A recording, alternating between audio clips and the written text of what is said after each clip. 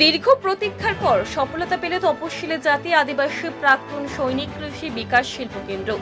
সংস্থানটির কর্মীদের বহু প্রতীক্ষার ফল বাস্তবায়িত হয়েছে। নারায়ণগড়ের বেলদাতে সোমবার থেকে সে কথা সাংবাদিক সম্মেলন করে জানানো হলো।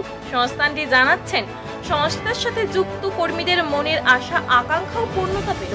সংস্থার সাথে যুক্ত প্রায় 10,000 কর্মী দীর্ঘদিন ধরে যুক্ত আছেন। ভারত সরকারের উপজাতি বিষয়ক বিভাগের অনুমোদিত এই সংস্থানটি বিভিন্ন বিষয় নিয়ে কাজ করে। 2023 সালের 23শে আগস্ট সরকারি অনুমোদন পেয়েছে, যার ফলস্বরূপ সমস্ত কিছু নিয়ম নীতি মেনে 2024 সালের মার্চ মাস থেকে তার সুফল কিছুজন পেয়েছেন।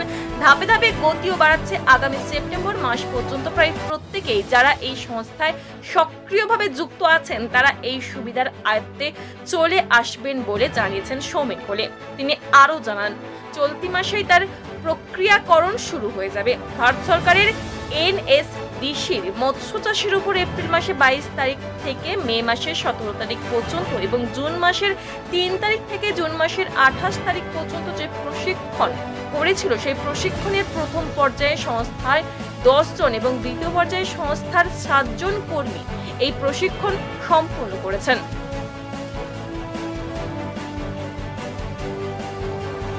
নমস্কার, আমাদের সংস্থা তফসিল জাতি আদিবাসী প্রাক্তন সৈনিক কৃষি বিকাশ শিল্প কেন্দ্রের পক্ষ থেকে আজকে যে আমরা প্রেস কনফারেন্স করছি তার মূল দুটো বিষয়বস্তু। একটা বিষয়বস্তু হচ্ছে আমাদের সংস্থার সাথে যারা দীর্ঘ বছর যে যুক্ত আছেন তাদের অর্থনৈতিকভাবে সুরাহা পাওয়া অলরেডি 2024 সালের মার্চ মাস থেকে শুরু হয়ে গেছে এবং আমাদের যেটা লক্ষ্য আছে সেটা 2024 সালের সেপ্টেম্বর মাস পর্যন্ত যারা সংস্থার সাথে অ্যাক্টিভভাবে যুক্ত আছেন তাদের মধ্যে 100% সকলকে এই সুবিধার আওতায় নিয়ে চলে আসা, যেটা আমরা অলরেডি সম্পূর্ণ করতে পারবো বলে মনে করছি।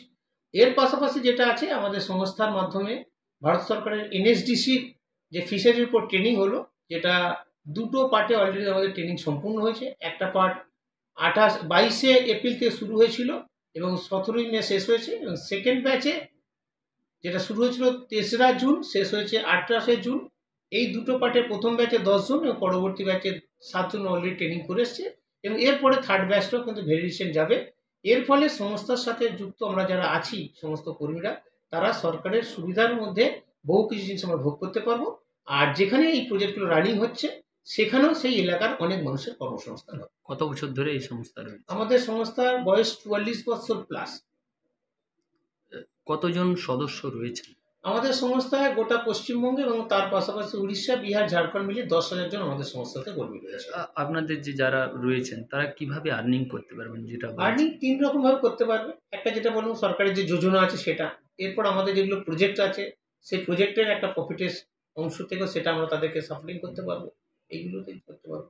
মেদিনীপুর জেলায় কি কি প্রজেক্ট রয়েছে আপনাদের? মেদিনীপুর জেলায় পশ্চিমবঙ্গের মধ্যে আমাদের যতগুলো প্রজেক্ট আছে তার মধ্যে সবচেয়ে যেটা বড় প্রজেক্ট নারায়ণগড় ব্লক, অর্থাৎ এই ব্লকেই আছে, যেটা মারকুন্ডা গ্রামে আছে, কাশীপুর 7 নম্বর পঞ্চায়েতের আন্ডারে।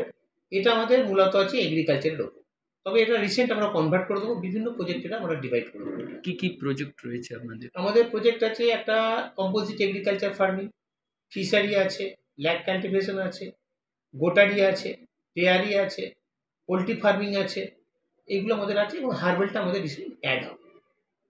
জেলায় কতজন মানে আমাদের এই জেলায় অর্থাৎ পশ্চিম মেদিনীপুর জেলায় মোট সদস্য বা কর্মী আছে যেটা, সেই সংখ্যাটা 182 জন আছে টোটাল এই জেলায়। কি নাম আপনার? আমার নাম সৌমেন কোলে, সম্পাদক তফসিল জাতি আদিবাসী প্রাক্তন সৈনিক কৃষি বিকাশ শিল্প।